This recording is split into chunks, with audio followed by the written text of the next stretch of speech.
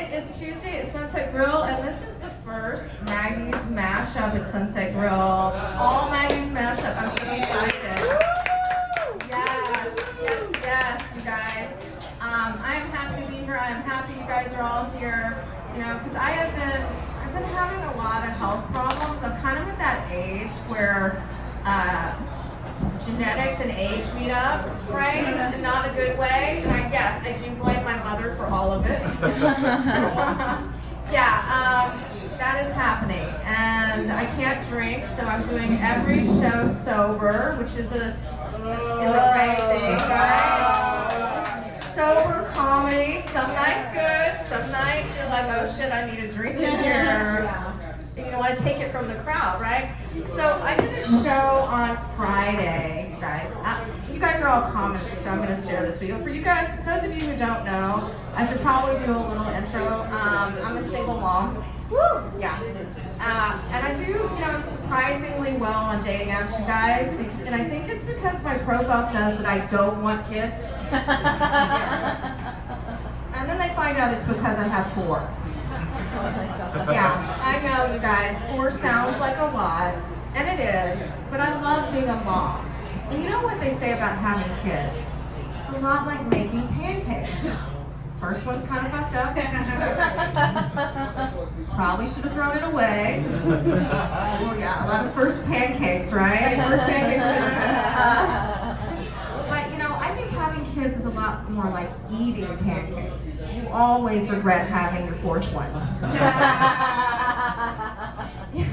So my pancakes do not like this joke. None of them, right?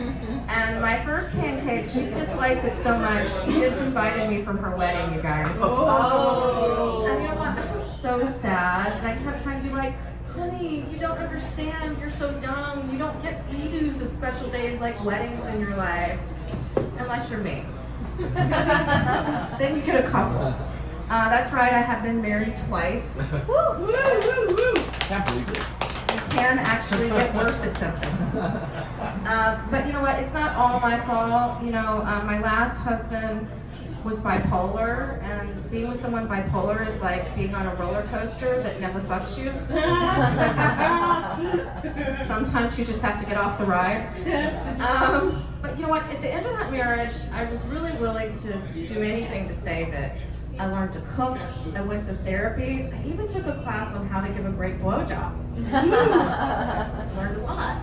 But I didn't learn anything that technical.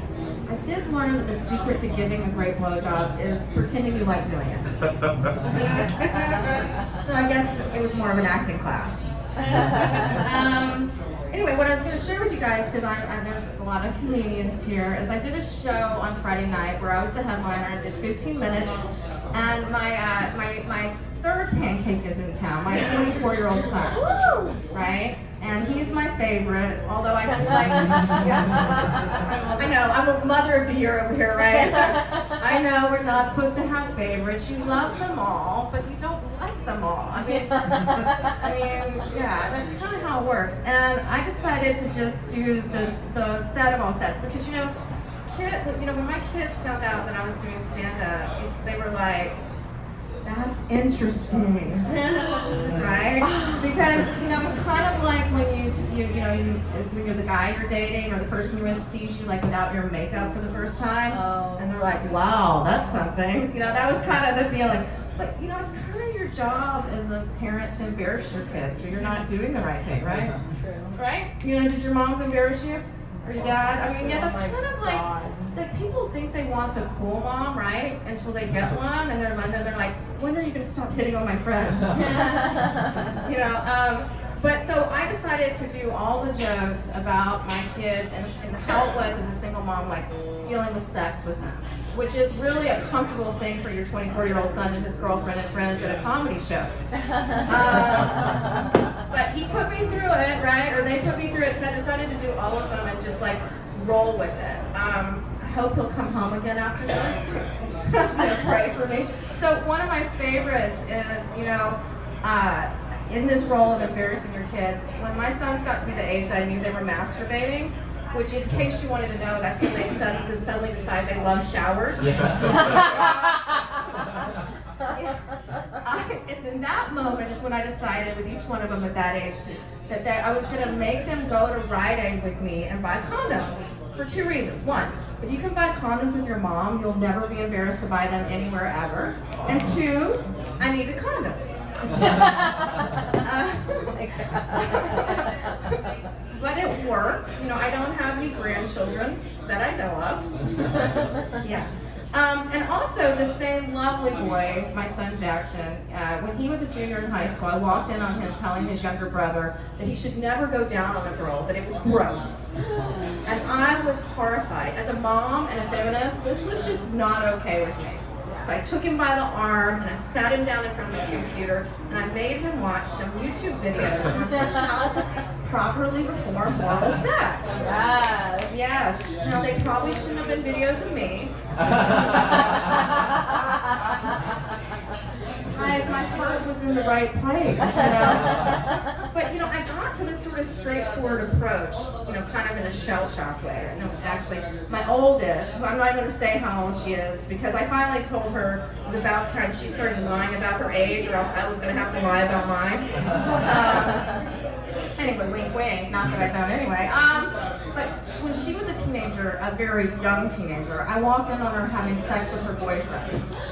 Yes, and I didn't even know she knew what sex was, let alone reverse cowgirl. I see you guys are uncomfortable too. Yeah, the apple just doesn't fall far from the tree, you guys. So yeah, I feel like I earned, you know, that joke because you know, walking in on that took years off my life, right? You know, that's my payback. Anyway, that's sort of my Mother of the Year rant part of that I put him through. You know, that and talking about, you know, like, did you guys know, I'm going to change gears, I'm just going to do a huge shift. Yes. Did you guys know in the Chinese calendar it's Year of the Cougar? Tiger? Yes, that's right. Yeah, I like dating younger guys, you know? They're really fun, but you know, when you date younger guys, you all know there's always an expiration date. You know, because they're bound to say something insensitive, do something stupid, get grounded. And you know, my girlfriend was like, you know, don't you feel like you have to teach them a lot? I'm like, you know what?